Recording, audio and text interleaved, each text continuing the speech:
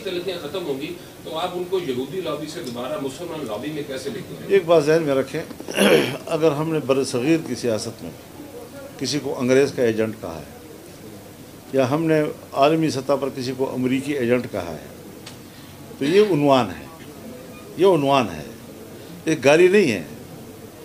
मतलब ये है कि जो आलमी सतह पर एक वर्ल्ड वाइड जो इकनॉमिक नेटवर्क है और उसके ऊपर जो जूश का एक बारादस्ती है, जब मैं देखूंगा कि मेरे मुल्क को भी उस नेटवर्क के अंदर डाला जा रहा है और यहाँ पर मैं सूद के ख़ात्मे की बात करता हूँ और मैं मुकम्मल आलमी सतह पर सूदी निज़ाम के अंदर जा रहा हूँ, उनकी मईशत के उसूलों के मुताबिक चलूँगा, तो इससे मेरा इख्तलाफ होगा।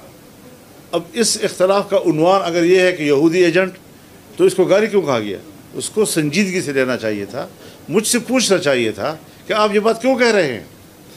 अगर मैं कहता हूँ कि कादियानियों को दोबारा मुस्लिम स्टेटस पाकिस्तान में देना ये मेरे तहफ़्फ़ुज़ात हैं, बजाय इसके कि आप मुझे उसके बदले में गालियाँ दें, आप मुझे मुतमईन करें मैं पाकिस्तान का शहरी हूँ, मेरे पीछे कुछ लोग हैं, उनकी एक सोच है, उनके तहफ़्फ़ुज़ात हैं, मैं उनकी नुमाइंदगी कर रहा हूँ।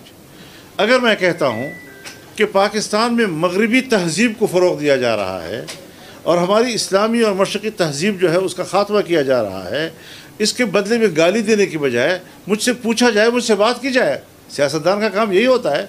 अगर मैंने आपके ऊपर कोई एतराज़ किया है या आपके साथ मैंने कोई एक तहफ़्फ़ुज़ात का इजहार किया है तो आपका फ़र्ज़ बनता है कि आप कहें फजल रहमान ये बात आप क्यों कर रहे हैं मुझे, ताकि जब मैं आपके सामने अपनी बात रखूँ तो आप यहाँ मुझे मुतमईन कर सकें इस बात पर कि मेरा एजेंडा नहीं है, या ये कि ये मेरा एजेंडा है और आपके मुफाद के लिए है। कुछ तो करना पड़ेगा ना जी। तो ये चीज़ें जो है इनको सियासी तौर पर हम ले रहे हैं।